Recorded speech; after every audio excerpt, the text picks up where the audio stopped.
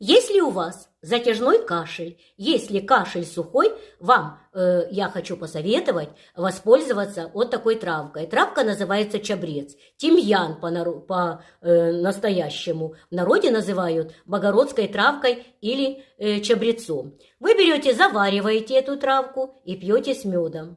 Вот эта травка сухая. Мы берем кастрюльку, берем столовую ложку этой сухой травы и завариваем ее. Как только закипит, вы там минут 5 прокипятите и снимаете, процедили и пьете в горячем виде. Вот я пью каждые полчаса по половинке рюмочки и, конечно, заедаю медом или же растворить мед в этой травке. И вы увидите, как вам станет легче и кашель очень-очень быстро пройдет. Завяжите узелок на память. Даже кашель, который вообще не откашливается, вам очень-очень поможет это средство.